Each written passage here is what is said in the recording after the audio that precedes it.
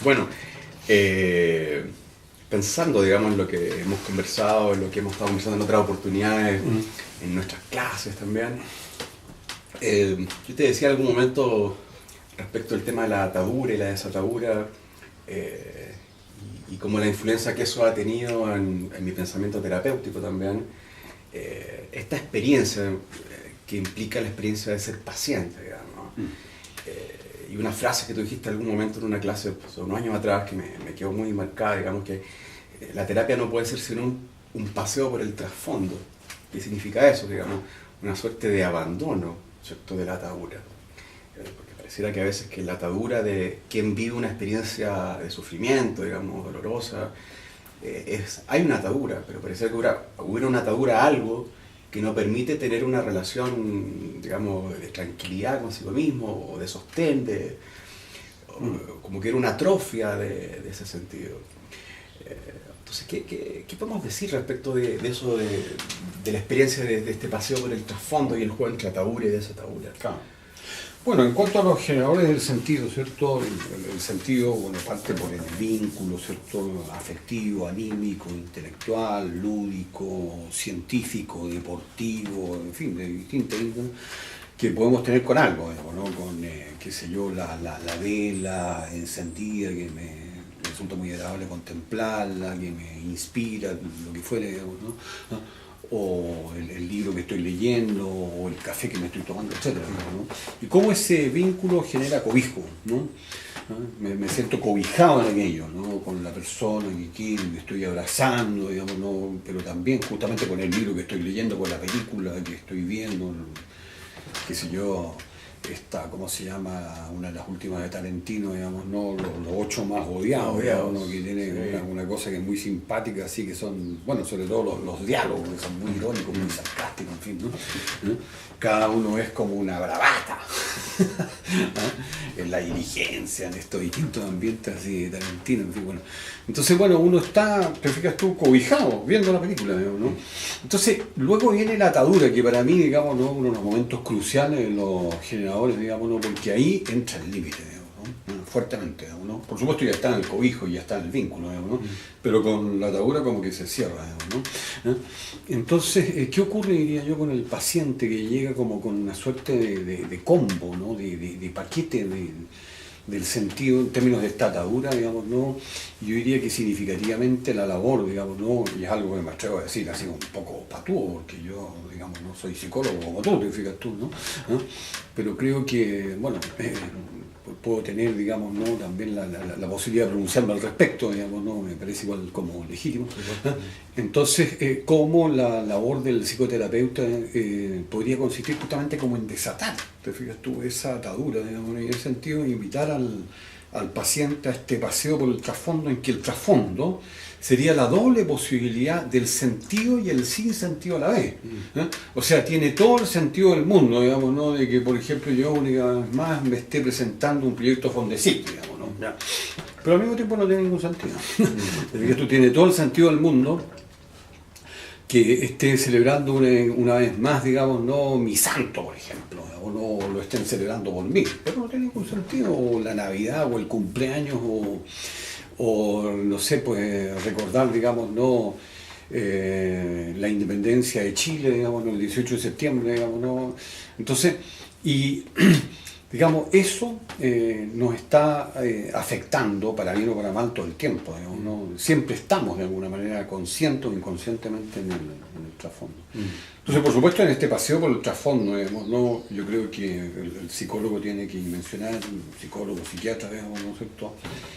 Bueno, en qué medida este paciente está en condiciones, digamos, ¿no? Porque a lo mejor está muy calamitoso, por decirlo así, Claro. ¿no? Claro, uno podría pensar que a veces, muchas veces los pacientes que llegan a consultar vienen con una sensación de incapacidad de formular lo que necesitan, digamos. Claro.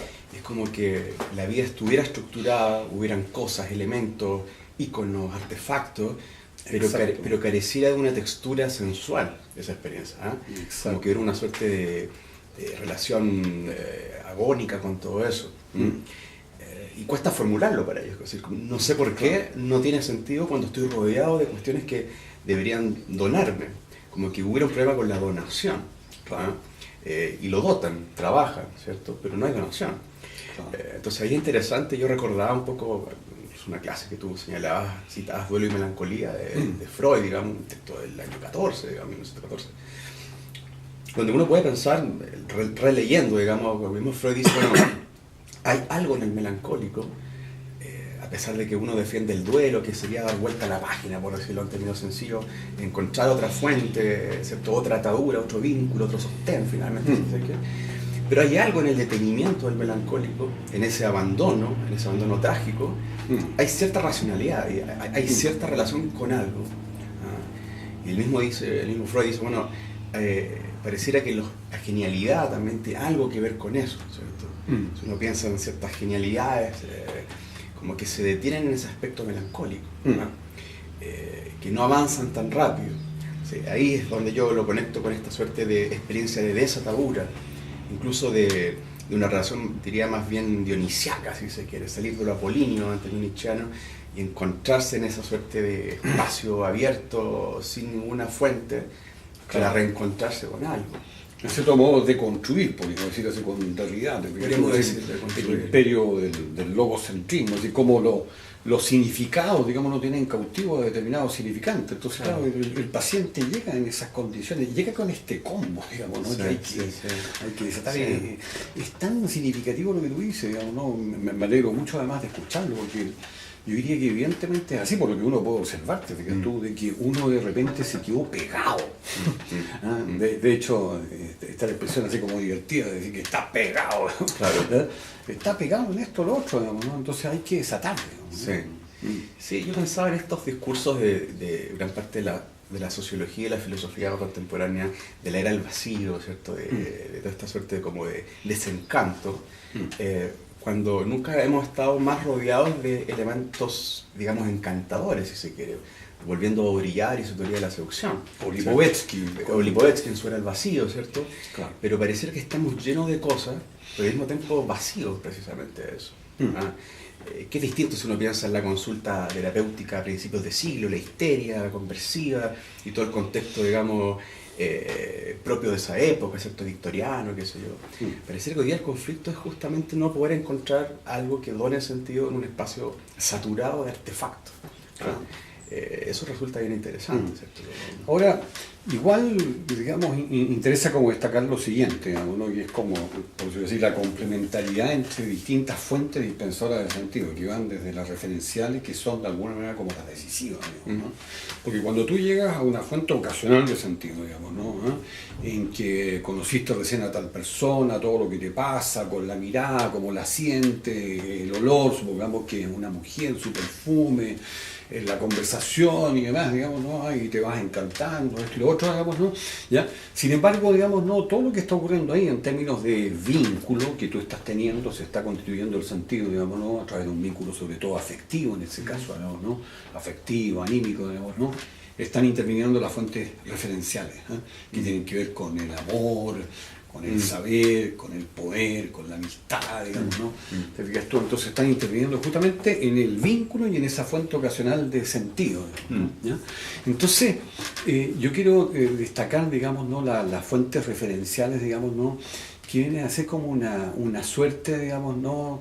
De plataforma, por decirlo así, digamos, ¿no? Este cielo estrellado que es. Claro, exactamente, digamos, ¿no? Que es como inamovible, ¿no? Claro, es como inamovible, porque claro, podemos escarbar respecto del sentido y hacer todo tipo de modificaciones, se producen trastornos, metamorfosis, qué sé yo, pero tal vez, digamos, no que haya esas fuentes dispensadoras de sentido, el amor, el saber, el poder, digamos, ¿no? Bueno, ¿cómo cambiar aquello, digamos, ¿no? Desde el punto de vista no solamente de la humanidad, digamos, ¿no? Sino del ser humano individual, digamos, ¿no? De cada uno. Entonces, yo diría a partir de ello, es muy interesante la conexión, digamos, ¿no? Con el homo ludens, ¿no? Con el ser humano como jugador. Porque de acuerdo a la clasificación que ya se inicia con Huizinga, ¿no? ¿Cierto? En 1938, que después va a continuar el sociólogo francés, digamos, ¿no? Filósofo sociólogo Roger Caillois, ¿no? Los juegos de Alia, ¿no? Yo diría los juegos de Alia, de azar o destino, ¿no? respecto a los cuales cabe decir, digamos, ¿no? Lo que destacaría sobre todo un Martin Heidegger respecto al juego, digamos, ¿no? ¿Ah? De que el hombre juega porque está puesto en juego en el juego del ser. ¿Cierto? Claro, lo que dice Heidegger, digamos, ¿no? Bueno, ese es el juego del ser al cual nos encontramos, el juego de esas fuentes referenciales, digamos, ¿no? Es como el escenario de fondo, digamos, ¿no? Es como que se abrió el telón, te encuentras con este escenario, haz tu jueguito, digamos, ¿no? Y después anda despidiéndote porque se va a caer el telón, digamos, ¿no? Y nos morimos, ¿no? Y eso sería todo. Claro. Ahora, sí, pero las reglas de este juego van variando en el tiempo, porque claro, vuelvo a lo anterior, ¿cierto? Hay un momento en el cual la pregunta, ¿cierto? Y el juego, y pienso en Wittgenstein, ¿cierto? Y sus juegos de lenguaje, ¿cierto? Como toda una referencia, son propias de cierto contexto, también de cierta época. O sea, hay épocas de ciertos juegos, juegos de alias, ciertos juegos. ¿Cuál es el juego predominante para ti hoy? O sea, ¿en qué juego estamos? Claro. Bueno, siguiendo con esa misma clasificación que yo la encuentro extraordinariamente lúcida y que hay que reconocer, digamos, ¿no? De que Huizinga efectivamente la está iniciando y que Cayuá tiene la inteligencia completando, digamos, ¿no? Juegos de alias, ¿cierto? ¿no? De azar o destino, juegos de agón de competencia. Hay un planeta entero en términos de cómo lo articula este Homo ludens que somos, digamos, ¿no? Que hace que este planeta se convierta en un planeta agonante, digamos, ¿no? Porque todo lo que se organiza a nivel planetario, digamos, ¿no? Es a partir de juegos de competencia, digamos, ¿no?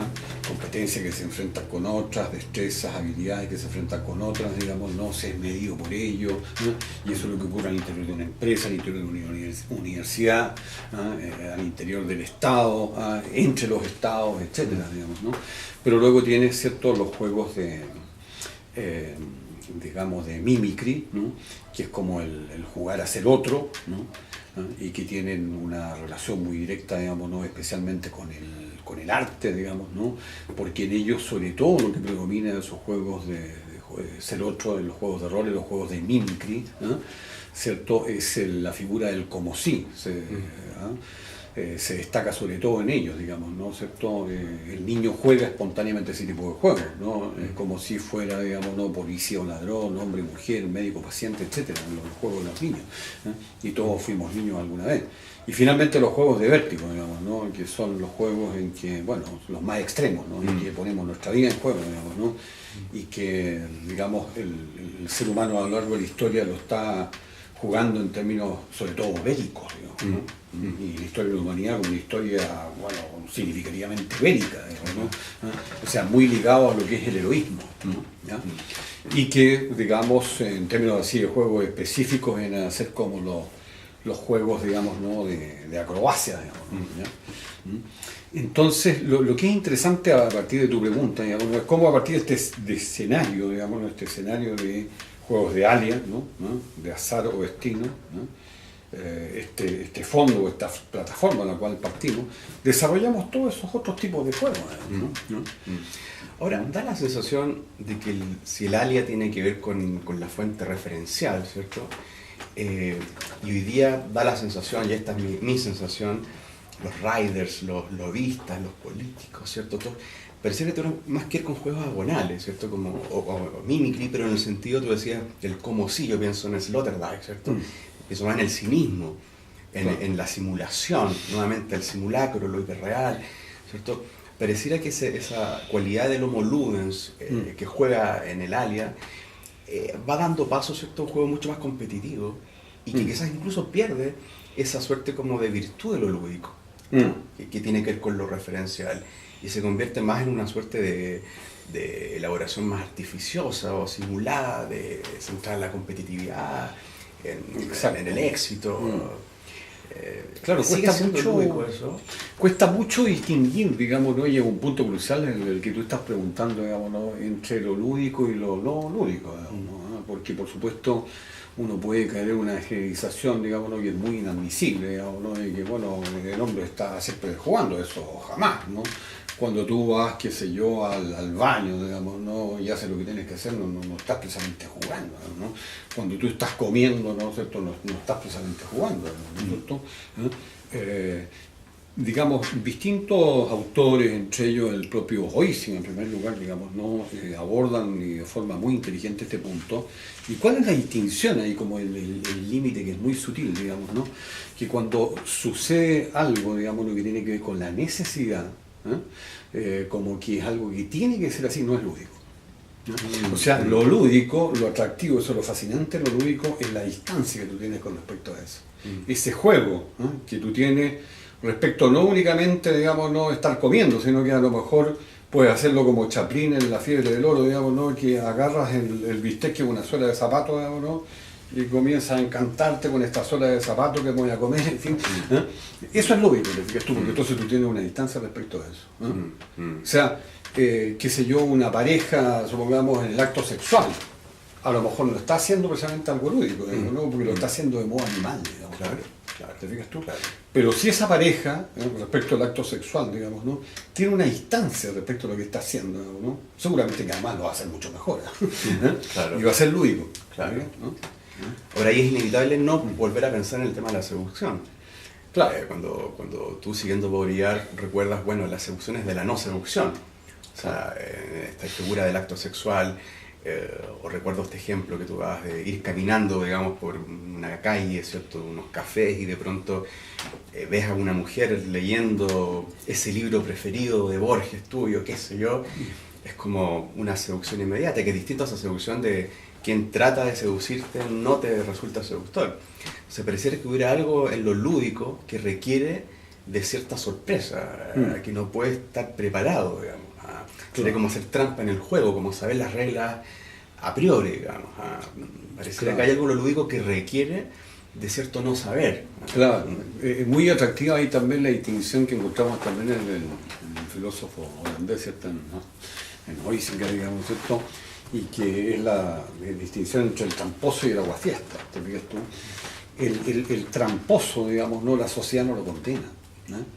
¿Te fijas tú? Porque el tramposo, bueno, a lo más podrá recibir pena de cárcel o todo lo demás, digamos, no, pero no le pasa más que eso, lo cual puede ser bastante grave también, ¿no? Podría incluso hasta tratarse de una condena a muerte si tú quieres, digamos. Así que a lo mejor estoy exagerando un poquito en lo que estoy diciendo, ¿no? Pero el aguafiesta, digamos, sí que la sociedad, digamos, no lo condena de frente, porque el aguafiesta, digamos, no, lo que hace, te fijas tú, es arruinar ciertos juegos, que puede ser, por ejemplo, ya el Vaticano con el Banco Ambrosiano, toda esta figura, y qué sé yo, de dónde obtiene los recursos el Vaticano, y entonces el Banco Ambrosiano ligado con la mafia, bueno, todas estas cosas que se han descubierto así en los últimos decenios. Entonces, claro, el primero que ya no recuerdo quién era, porque además lo asesinaron, digamos, ¿no? En Londres, me parece que fue, digamos, ¿no? Que fue el que denunció esto. Bueno, ese era Aguafiesta. Entonces, te fijas tú, el Aguafiesta es el revolucionario, es el hereje, el apóstata, digamos, ¿no? Es como la figura más atractiva en la historia del Aguafiesta. Claro, ¿no? Claro. Entonces, en ese sentido, el aguafiesta es justamente el que toma distancia, ¿te fijas tú? Es como muy propiamente lúdico, ¿no? El tramposo no, porque el tramposo, digamos, ¿no? ¿Cierto? Lo que hace, digamos, es salirse del juego porque no respeto las reglas, digamos, ¿no?